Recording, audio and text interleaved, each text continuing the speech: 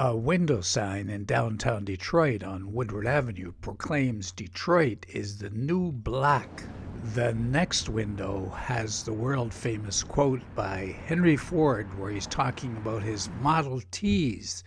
You can have any color you want as long as it's black. Who can forget that quote?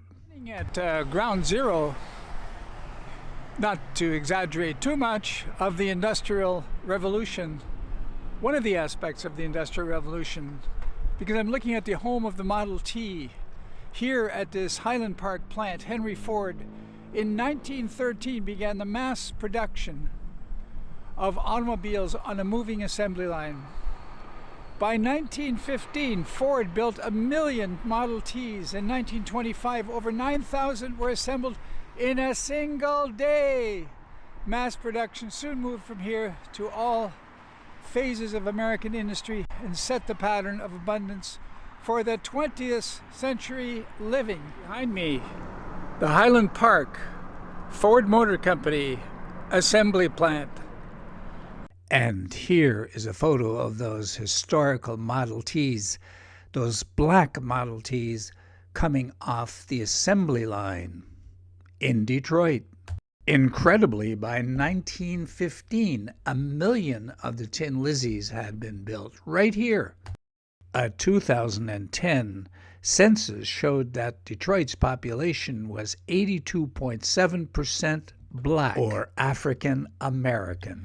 And by the way, February is Black History Month in the United States. Stay with me on this one, but there is a connection between the assembly lines of Detroit and the black population. Let me explain.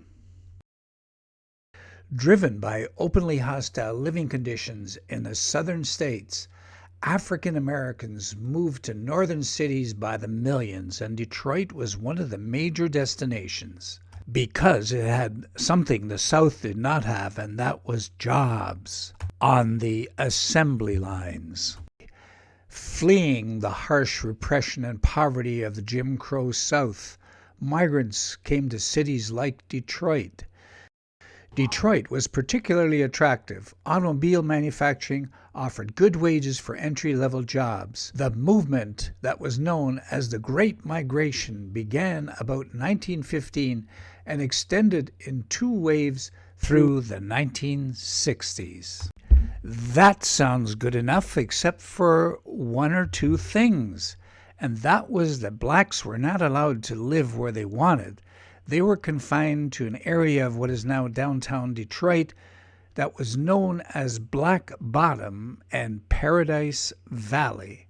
By the way, the Black Bottom had nothing to do with the color of their skin. The first European settlers were the French, led by Antoine de la Motte Cadillac, who established Fort Pontchartrain. They came for the fur, but they also brought farmers who were so impressed by the black earth that they called it Font Noir, meaning black bottom. This day, many streets in downtown Detroit bear French names. The very name of the city comes from the French word détroit, meaning a strait between 2 bodies of water. Détroit, of course, became Detroit, and Cadillac became Cadillac. So you can see Black Bottom and Paradise Valley extended right from the Detroit River to beyond Grand Boulevard. Reminder that during the Great Migration, blacks were confined to Black Bottom and Paradise Valley. Here is a view of famous Hastings Street that ran through Black Bottom and Paradise Valley. These 2 communities were the center of black life in Detroit. Black Bottom was more residential, whereas Paradise Valley was commercial and heavily filled with entertainment. The key was that there was an economy here, a thriving black economy in the center of Detroit. The area, however, became severely overcrowded, with residents living in some of the oldest housing stock in the city. Detroit entertainment at the time was black entertainment, and it was centered right here in Paradise Valley, making Hastings Street for many the most interesting street in Detroit at the time. Pause the video for a moment and read the historical information about Paradise Valley. It'll blow you away what this meant to the city of Detroit. It's hard to get photographs of Black Bottom and Paradise Valley, but here's a montage from the Charles Wright Museum of Black History. This picture I absolutely love. Right there. This is what it must have been like. Very exotic place. However, I do not want to over-romanticize it, as it was a place where crime and illegal activities also thrived.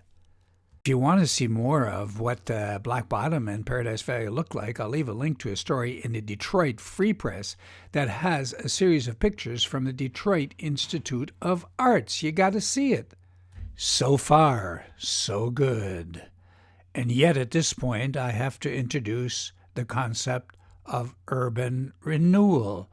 For whites and for blacks, it was Negro removal. If you look at this map again, you'll notice one thing about what goes right through the middle of Black Bottom and Paradise Valley, and that's Interstate 375, right down the middle of where Hastings Street used to be.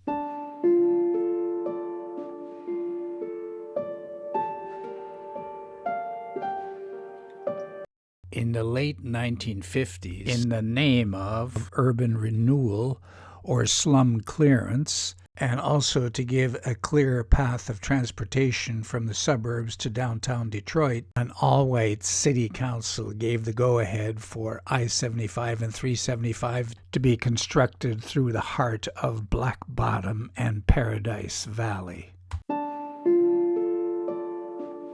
Even after I-375 was driven through the heart of Black Bottom along Hastings Street, you can still see parts of Black Bottom to the east, but that too disappeared by 1960. It fell victim to urban renewal by governments exercising eminent domain.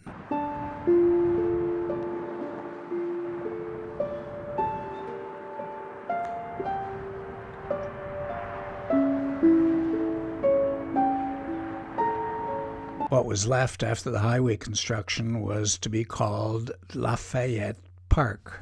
As you look at Detroit here, there's a lot of empty spaces where buildings used to be, but here we go towards the east, and there you have it. The Green Patch, Comerica Park, home of the Detroit Tigers. Just to the left of it, Ford Field, where the Detroit Lions play. Ford Field stands on what used to be Paradise Valley.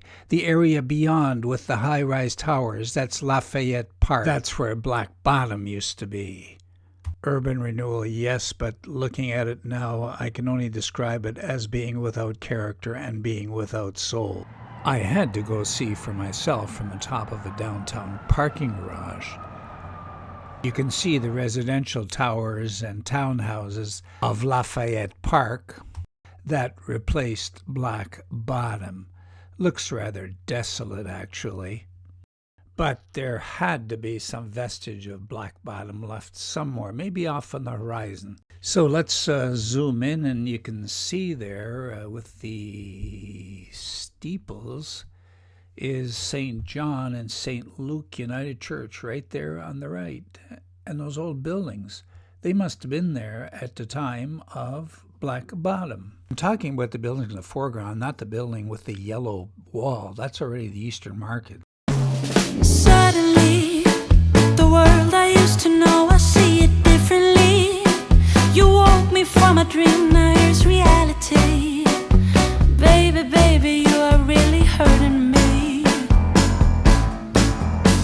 'Cause every time you tell me I look good and that I'm doing fine, but nothing ever changes. And now I see, baby, you are hurting me. Stuck in repeat, stoplight.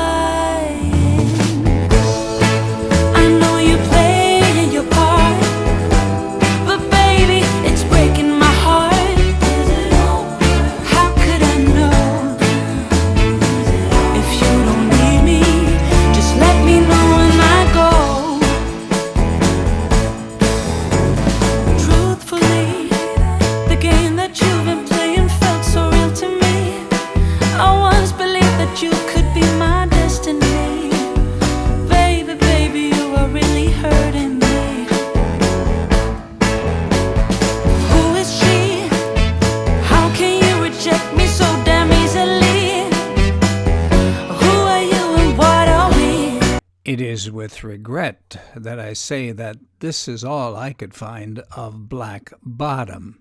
As for Paradise Valley, that of course is gone too, but when it hit its stride was about the time that Harlem in New York City hit its stride. And look where Harlem is today. What a contrast. Maybe Detroit's most famous citizen, and that would be the Brown Bomber, the boxer Joe Louis, known for his iron fist. Yes, Joe Louis came from Black Bottom, and Black Bottom was also the incubator for many black singers. Suddenly, the world I used to know, I see it differently. You woke me from a dream, now here's reality. Baby, baby, you are really hurting me. 'Cause every time you tell me I look good in bed, I'm doing fine, but nothing ever changes. And now I see, baby, you are hurting me. Stuck in repeat, stop lying. I think it took me several months after my arrival in Detroit to finally get the full picture of Black Bottom and Paradise Valley. I was shocked. So I kind of made a game out of it. Whenever I engaged people in longer conversation, I would drop this on them. Have you ever heard of Black Bottom? Well, believe it or not, no one ever had. And that even included some younger black people. In all fairness, those conversations took place in the white suburbs. I was stunned. How could this essential part of black history in Michigan be buried and forgotten? Of course, the Charles Wright Museum of African American History, as well as the Detroit Historical Museum, do make reference to it. But I wonder about the education system. Join me next Friday for more on this fascinating city of Detroit. And if you made it this far, I'd appreciate a thumbs up and maybe a comment. Have a great week.